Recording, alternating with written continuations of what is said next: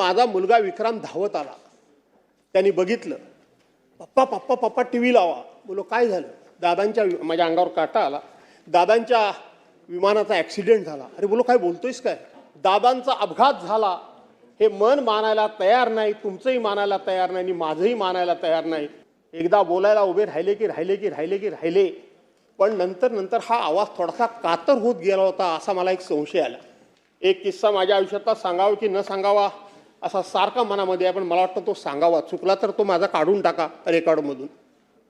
2006 साली पक्षानं मला, राष्ट्रवादी काँग्रेस पक्षानं मला विधान परिषदेची उमेदवारी दिली आणि दादानी मला देवगिरीला मुख्यमंत्री महोदय भेटायला बोलवलं. मला वेळ झाला. दादा वरती निघून गेले होते, वरती रूममध्ये. त्यांनी फोन लावला ऑपरेटरने, तुम्हाला किती वाजता बोलावला होता? तुम्हाला माहीत आहे त्यांची बोलण्याची पद्धत. म्हटलं दादा उशीर झाला. बरोबर ठीक आहे, ती तुम्हाला काय वस्तू ठेवली ती घेऊन जा. त्यांनी मला वस्तू जी ठेवली होती राधाकृष्ण विखे पाटील साहेब, ते माझ्या निवडणुकीकरता 25 लाखाची मदत मला ठेवली होती. मी 1974 सालापासून व्यवसायात आहे. इतके वेळा आमदार झालो, पण 25 लाख रुपये आयुष्यात एकत्र कधीच बघितले नव्हते. परंतु आजचा जो शोकप्रस्ताव आहे, हा शोकप्रस्ताव या सगळ्या प्रस्तावांपेक्षा वेगळा आहे. माननीय मुख्यमंत्री महोदयांनी या राज्याचे या राज्याचे उपमुख्यमंत्री कैलासवासी अजितदादांबद्दल या सभागृहामध्ये अजितदादांचे सर्व पैलू, अजितदादांचं संपूर्णपणे आयुष्य, त्यांची जडणघडण, त्यांची स्वभाव वैशिष्ट्य ही सगळी सभागृहासमोर माननीय मुख्यमंत्री महोदयांनी या ठिकाणी ठेवलेली आहे. खरं तर अजितदादांबरोबर बरेच वर्ष मी देखील काम केलेलं आहे. 1995 साली ज्या वेळेला आम्ही सभागृहामध्ये आलो, त्यावेळेला सभागृहामध्ये आम्ही सत्ताधारी पक्षाचे सदस्य म्हणून पलीकडच्या बाजूला बसत होतो आणि विरोधी पक्षाचे सदस्य म्हणून इतर सदस्यांबरोबर माननीय अजितदादा इकडे बसत असत. 95 ते 99 या कालावधीमध्ये मी कधीही सभागृहामध्ये अजितदादांना बोलताना कधी ऐकलेलं नव्हतं. एक अतिशय बुजऱ्या स्वभावाचा तरुण, अतिशय दिसायला उमदा, देखणा, अंगकाठी सडपातळ, सफेद पॅन्ट, सफेद फुल हाताचं शर्ट आणि कुणालाही त्यांनी थोडं स्मितहास्य करावं असं वाटावं आणि ते स्मितहास्य झेलण्याकरता म्हणून सगळेच जसे आसुसले असायचे तशाच पद्धतीनं माझ्यासारखा देखील आमदार पलीकडे जरी बसला असला तरी सुद्धा त्या अजितदादाच्या स्मितहास्याकरता आम्ही सगळे त्यांच्याही जवळीक साधण्याचा प्रयत्न करत असू. परंतु सुरुवातीपासूनच म्हणते बुजरा स्वभाव असल्यामुळे ते सगळ्यांपासून थोडे अलिप्त राहायचे हे मी बघितलं. परंतु खऱ्या अर्थानं दादा या महाराष्ट्राला अनुभवायला कधी मिळाले तर 1999 साली ज्या वेळेला पुन्हा काँग्रेस, राष्ट्रवादी काँग्रेसचं सरकार आलं आणि त्या सरकारमध्ये अजितदादा मंत्री झाले आणि खऱ्या अर्थानं दादांच्या नसानसामध्ये ग्रामीण भागाबद्दल किती कणव आहे, किती कळवळ आहे, सर्वसामान्य माणसाला न्याय देण्याकरता म्हणून मी सत्तास्थानी बसलोय हे त्यांच्या कृतीतून दिसत होतं, केवळ बोलण्यातून दिसत नव्हतं. या सभागृहामध्ये मी अनेक वेळा बघितले. नंतर त्यांच्यावर जे आरोप झाले त्या आरोपानं कधी ते व्यथित झाले नाही, कधी खचले नाहीत, कधी त्याच्याबद्दल त्यांनी भाष्य केलं नाही. त्यांच्याबद्दल, त्या आरोपांबद्दल कधी आपण जाऊन भाष्य करायचा प्रयत्न केला तर ते दुर्लक्ष करायचे आणि कामाकडे लक्ष द्यायचे.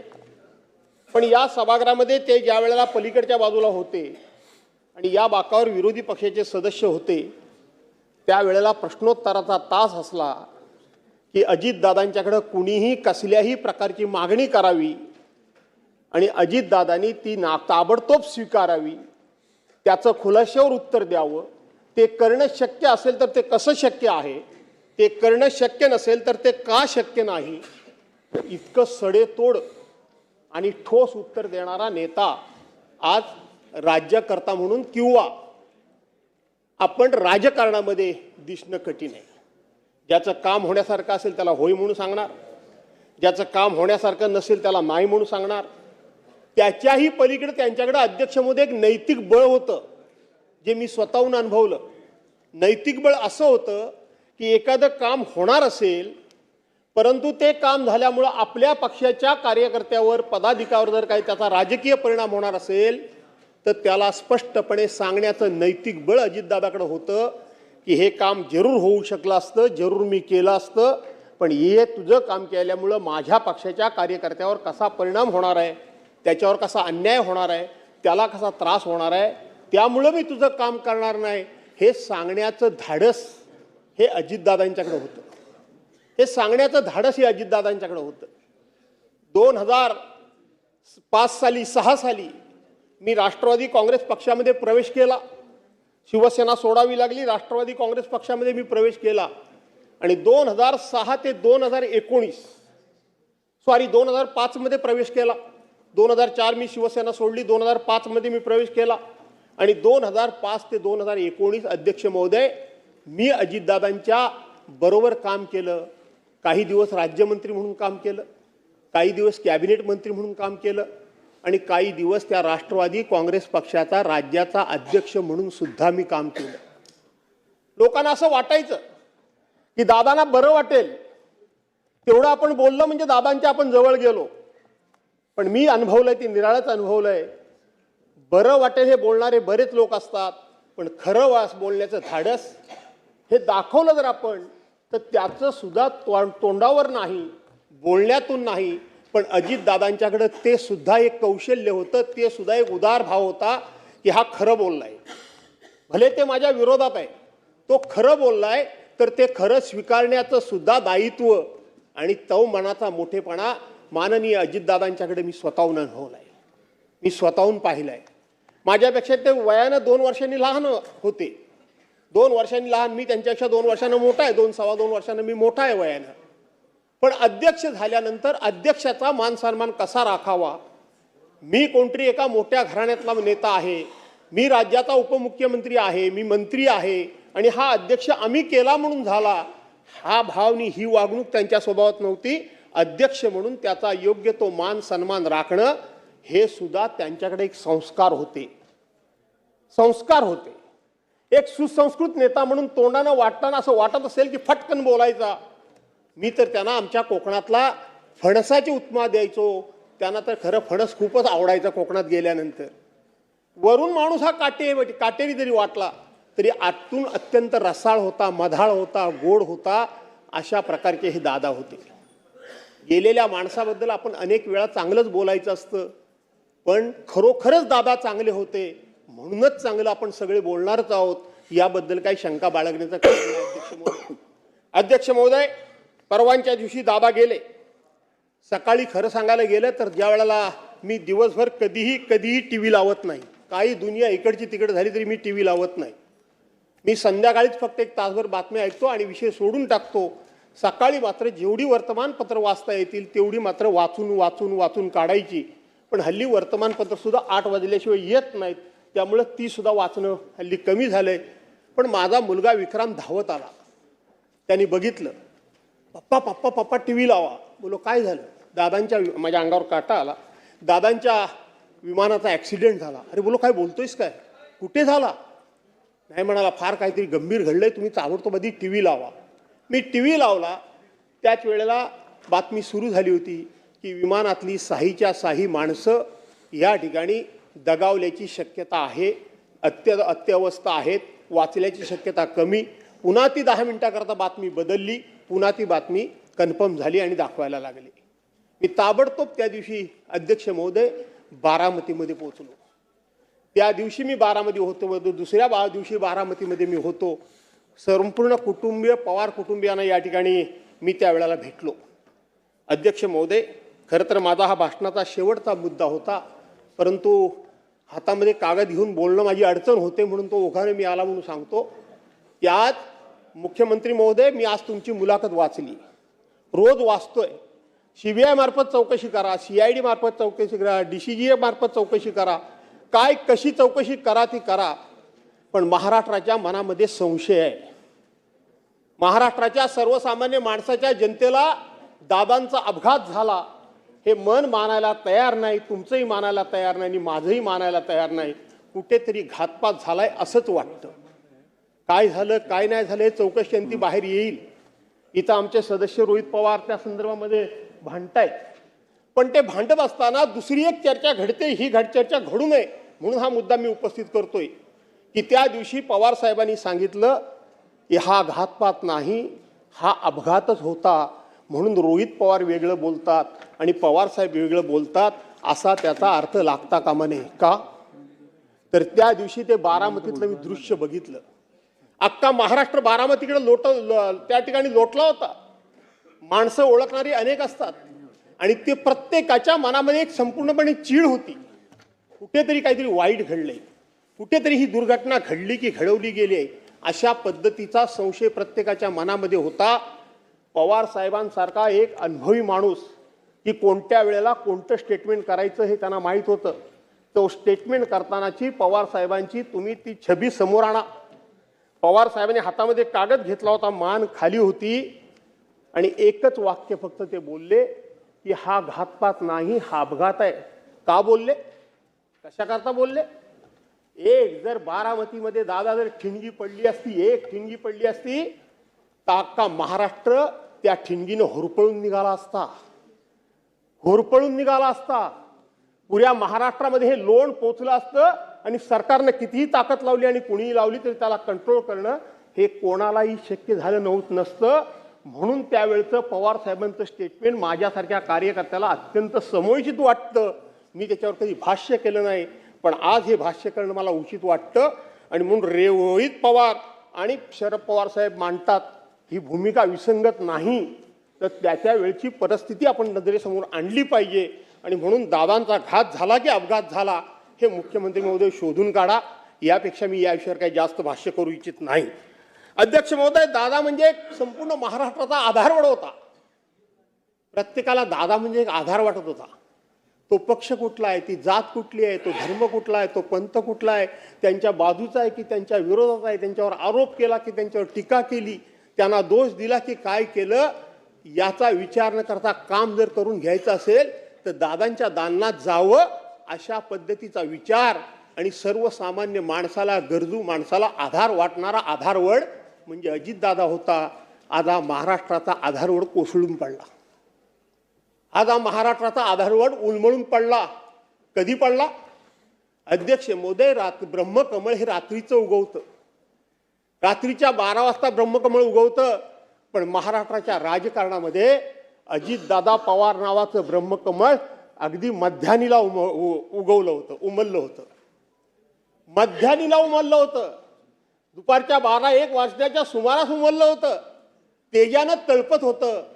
कुणाची नजर लागली माहीत नाही, पण हे उमललेलं ब्रह्मकमळ असंच त्या ठिकाणी करपून त्या ठिकाणी नाश पावलं.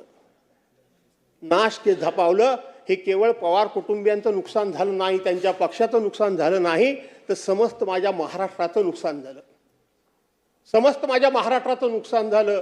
आणि म्हणून महाराष्ट्र माझ्यापेक्षा मोठा आहे असं सातत्यानं मांडणारे दादा आज आपल्यामध्ये नाहीत.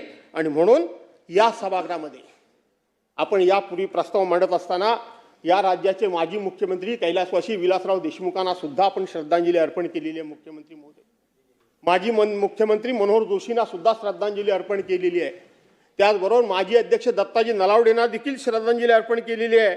आणि माजी उपमुख्यमंत्री गोपीनाथराव मुंडेंना देखील आपण या सभागृहामध्ये श्रद्धांजली अर्पण केलेली आहे. आणि आर पाटलांचा शोक प्रस्ताव सुद्धा या सभागृहामध्ये येऊन गेला आहे आणि आपण त्या शोकप्रस्तावामध्ये सगळे सामील झालेले होते. शेवटी सर्वांचं जीवन, सर्वांचं आयुष्य समानच आहे, पण तरी देखील दादांचा शोकप्रस्ताव हा माझ्या दृष्टीनं खूप निराळा आहे. आणि म्हणून आपण सर्वांनी दादांना या ठिकाणी स्वतंत्र अशा पद्धतीची जी श्रद्धांजली अर्पण करण्याचा कार्यक्रम या ठिकाणी केलात. या इथं सुनेत्रा वहिनी बसलेल्या असायच्या. आज सकाळपासून त्यांच्या डोळ्याला डोळा, तसे त्यांचे आमचे घरगुती संबंध आहेत. मी त्यांच्या पूर्वीपासून त्या माझ्या ओळखीच्या, मी त्यांच्या ओळखीच्या, मी त्यांच्या घरी जाऊन जेवण खाऊन करून आलेलो आहे. पण माऊलीच्या डोळ्याला डोळा देण्याचं माझं धाडस होत नाहीये. पण आता इथं समोर बसलेले दादा दिसणार नाहीत. तो कठोर आवाज, तो करारी आवाज, तो कर्तव्यदक्ष आवाज आणि तितकाच आश्वासक आवाज नुसता करारी कठोर असा नव्हता, तर त्या आवाजामध्ये आश्वासकता होती. एकदा बोलायला उभे राहिले की राहिले की राहिले की राहिले, पण नंतर नंतर हा आवाज थोडासा कातर होत गेला होता असा मला एक संशय आला. 2022 साली ते सत्तेमध्ये सामील झाले आणि सामील झाल्यानंतर मला नेहमीप्रमाणे जेवणाचा निरोप आला. मी जेवायला गेलो आणि जाताना मी माझे कागद घेऊन गेलो.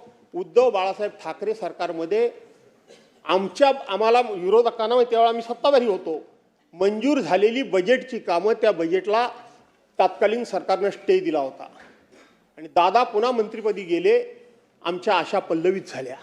मी कागद घेऊन गेलो, सगळं मंजूर असलेले सगळे पुरावे दादांच्या हातात दिले. एका बाजूला जेवलो, आम्ही दोघेच केबिनमध्ये होतो, जेवलो, कागद हातात दिले आणि दादांनी सांगितलं काळजी करू नकोस, बजेटमध्ये मीच तरतूद केलेली आहे, मी ह्याचे ताबडतोब स्टे उठवून देतो. मी स्टे उठण्यापूर्वी आम्ही देवेंद्र फडणवीसजी, त्यावेळेला त्यांच्याकडे अर्थ खातं होतं, त्यावेळेला बांधकाम मंत्री रवींद्र चव्हाणांना घेऊन मी त्यांना त्या सह्याद्रीला पण भेटलो होतो. एकनाथराव मुख्यमंत्री होते, त्यांनी एन्डॉर्समेंट केलं होतं, पण आमचा स्टे उठत नव्हता. दादाने हातात कागद घेतले, मी ताबडतोब स्टे उठवतो म्हणून सांगितलं. दुसऱ्या दिवशी चिठ्ठी लिहून मला बोलवलं आणि दादानी सांगितलं की मी तुमच्या बाबतीत काही तुम्हाला मदत करू शकत नाही. सरकारचं धोरण ठरलेलं असं आहे की विरोधी पक्षाला मदत करायची नाही. ठीक आहे, काही हरकत नाही. नंतर मी कोर्टामध्ये गेलो, तो सगळ्यांचा स्टे उठवला, तो भाग वेगळा. पण त्याच्यानंतर सुद्धा ज्या वेळेला 2024ला पुन्हा सरकार बदललं, तेव्हा मी त्यांना भेटायला गेलो. तेव्हा मला त्यांनी स्वतःहून अभिनंदनाला फोन केला. ते प्रत्येकाला करायचे अभिनंदनाचा फोन, मला पण केला. तेव्हा म्हटले मी सांगितलं होतं किती मताने येईल हे सांगता येत नाही, पण हा पट्ट्या निवडून आल्याशिवाय मात्र राहणार नाही आणि तुम्ही निवडून आलात. मी नंतर त्यांना मंत्रालयात भेटायला गेलो, म्हटलं दादा काहीतरी मदत करा. त्यांनी स्पष्टपणे सांगितलं भास्करराव माफ करा, आम्ही तुम्हाला अजिबात मदत करू शकत नाही, आमचं धोरण तसं ठरलेलं आहे. पुन्हा मी त्यांच्याकडे गेलो नाही. नाहीतर न चुकता दादांच्याकडे कधी मी गेलो नाही असं कधी होत नाही. सभागृहात गेल्याच अधिवेशनमध्ये इथंच मुद्दामून मी त्यांच्यावर शिवपुतळ्यावरून आरोप केले, जोरदारपणे आरोप केले. का तर रागाच्या भरात येऊन त्यांनी एखादं काम तुमचं करून टाकतो म्हणून म्हणावं. त्यांची नाडी मला माहित होती, पण काही उपयोग झाला नाही. उलट ते आले उत्तरला द्यायला आणि माझ्यावर एकदम चिडले. त्यांना तो अधिकार होता, पण चिडत असताना मी फक्त डोळ्यात डोळे बघितले. माणूस किती हुशार होता, माणसाला माणूस डोळ्यामध्ये किती वाचत होता. त्यांच्या एका क्षणात लक्षात आलं की ह्यांनी आपल्यावर आरोप केलेले नाहीत, तर हे काम व्हावं म्हणून हा राजकीय खेळ यांनी खेळलेला आहे. एका सेकंदात त्यांनी माघार घेतली, आपले शब्द तिथल्या तिथं थांबवले. असा हा नेता. आमच्या कोकणामध्ये नुकतेच गेले होते. छत्रपती संभाजी महाराजांचं स्मारक कसबा ते संगमेश्वर तालुक्यामध्ये बांधण्याकरता म्हणून मुख्यमंत्री महोदय त्यांनी खूप सगळी टीम घेऊन गेले. उन्हा तानातून फिरले, वर खाली नाचले. तिथं गेल्यानंतर त्या मधमाशा, त्यांना प्रचंड प्रमाणामध्ये त्या मधमाशांचा त्रास झाला. मला वाटतं अनेक कामं तुम्ही त्यांची पूर्ण करणार आहात. त्याच्यामध्ये हे छत्रपती संभाजी महाराजांचं स्मारक हे आमचं वैयक्तिक कोणाचं काही काम नाही आहे, कोकणाचं आहे, ते आपण पुरं करावं अशा प्रकारची मी आपल्याला विनंती करतो. दादांबद्दल सांगत असताना त्यांना अनेक प्रकारे छळलं. त्यांच्या शब्दाचा अन्वय अर्थ काढून, वेगळा अर्थ काढून मी काही त्यांच्यावर हे सांगतो नाही, पण थोडंसं विकास कामांच्या योजना, सरकारी योजना, विकास कामं याच्यावर महाराष्ट्रामध्ये बोलायचं झालं तर दादांचा कोणी हात धरू शकत नव्हता. पण राजकीय कोणावर टीका टिप्पणी करायचं म्हटलं की थोडं कुठेतरी ते नेहमी फसायचे. राजकीय टीका टिप्पणी करण्यामध्ये, शब्दामध्ये कुठेतरी फसायचे आणि मग त्या शब्दाला धरूनच सगळे त्यांना चारी बाजूनं त्यांच्यावर उगाचच आरोप करत असायचे. आणि म्हणून दादा कधी कधी शब्दात फसत होते, परंतु तितकेच मागे घ्यायची त्यांची तयारी असायची. त्यांना तोही त्रास झालेला मी त्या ठिकाणी बघितलेला आहे. हल्लीच एका IPS अधिकाऱ्याला त्यांनी नुसता फोन लावला. IPS अधिकाऱ्याचं पोलीसचं काम आणि ते काम होतं महसूल विभागाचं, माती खणत होता म्हणून तिथं IPS अधिकारी गेली. आपल्या कार्यकर्त्यांनी फोन केल्यानंतर फोन करावा लागतो आणि मग ते IPS अधिकारीचा एवढा रुबाब. आणि आम्ही राज्यकर्ते सगळ्याच पक्षाचे आमचे, आम्ही दादांना घेण्याचा प्रयत्न केला. माझ्या पक्षाच्या वतीनं पण टीका झाली, मी नाही म्हणणार नाही. सगळ्यांनीच टीका केली की दादा मुख्यमंत्री झाले म्हणून काय झालं, त्यांचे कार्यकर्ते असे झाले म्हणून काय झालं. अरे ते IPS अधिकाऱ्याचं काम आहे काय? त्या ठिकाणी जाऊन कोण माती उत्खनन करत असेल तर त्याला अटक करणं, त्याला दम देणं, ते महसूल विभागाचं काम आहे, ते तहसीलदाराचं काम आहे, ते प्रांताचं काम आहे. आणि ही गेली का ती कशाला सिव्हिल ड्रेसवर? जेव्हा चारी बाजूनं दादांवर टीका व्हायला लागली, मी स्वतःहून स्टेटमेंट दिलं. कोण IPS अधिकारी, काय समजते उपमुख्यमंत्र्यांबद्दल एवढं बोलते ती? तिला कोणी अधिकार दिला? कोणी असले म्हणून काय झालं?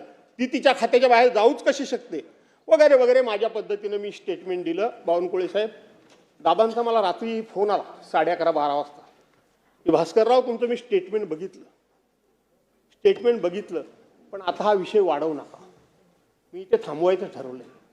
मला कळत नव्हतं की दादांना नेमकं काय खुपत होतं, काय सलत होतं. हा माणूस इतका कसा काय हळवा व्हायला लागला की हे वाढवू नका, हे करू नका, ते करू नका, ते करू नका. असे दादा कसे काय होऊ शकतात? अशा प्रकारचा विचार हा माझ्या मनामध्ये सुद्धा आला. आणि म्हणून बांधवांनो, भगिनींनो, किती बोलाल तेवढं भरपूरच आहे. एक किस्सा माझ्या आयुष्यातला सांगावा की न सांगावा असा सारखा मनामध्ये आहे, पण मला वाटतं तो सांगावा. चुकला तर तो माझा काढून टाका रेकॉर्डमधून. 2006 साली पक्षानं मला, राष्ट्रवादी काँग्रेस पक्षानं मला विधान परिषदेची उमेदवारी दिली आणि दादानी मला देवगिरीला मुख्यमंत्री महोदय भेटायला बोलवलं. मला वेळ झाला. दादा वरती निघून गेले होते, वरती रूममध्ये. त्यांनी फोन लावला ऑपरेटरने, तुम्हाला किती वाजता बोलावला होता? तुम्हाला माहीत आहे त्यांची बोलण्याची पद्धत. म्हटलं दादा उशीर झाला. बरोबर, ठीक आहे, ती तुम्हाला काय वस्तू ठेवली ती घेऊन जा. त्यांनी मला वस्तू जी ठेवली होती, राधाकृष्ण विखे पाटील साहेब, ती माझ्या निवडणुकीकरता 25 लाखाची मदत मला ठेवली होती. मी 1974 सालापासून व्यवसायात आहे.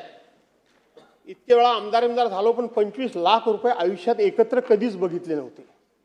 एकत्र 25 लाख माझ्या आयुष्यामध्ये मी पहिल्यांदा त्या दिवशी बघितले. आणि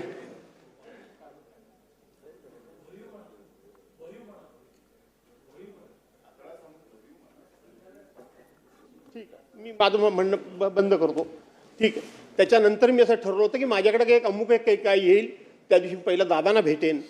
दादांना मी भेटायला गेलो. दादानी त्याच्यामध्ये भर टाकून मला परत पाठवलं. घेणं सोडाच, पण त्याच्यामध्ये भर टाकून मला सन्मानानं परत पाठवलं. असा हा नेता, आज हा नेता आपल्या सर्वांच्या मधून निघून गेला. शेवटी जो आवडे सर्वांना तोची आवडे देवाला, असं जे म्हणतात, त्याच पद्धतीनं हे सगळं घडलेलं दिसतंय. आणि म्हणून जास्त वेळ न बोलता मी एवढंच सांगेन, शेवटी दादा जरी आपल्यातून गेले असले तरी स्पष्टता व सत्य का आधार चला गया. स्पष्टता व सत्य का आधार चला गया. स्नेह प्रेम प्यार का मीनार चला गया. स्नेह प्यार का, प्रेम और प्यार का मीनार चला गया. हमारे दिल से दूर तो वह जा न पाएगा. हमारे दिल से दूर तो वह ना जा पाएगा. वो छोड़कर ये संसार भले ही चला गया. त्याने हा संसार सोडून गेले असले, हे जग सोडून गेले असले तरी तुमच्या हृदयातून ते जाऊ शकणार नाहीत, जाणार नाहीत. अशा दादांना मी माझ्या कुटुंबातर्फे, उद्धव बाळासाहेब ठाकरे पक्षाच्या वतीनं या ठिकाणी भावपूर्ण श्रद्धांजली अर्पण करतो.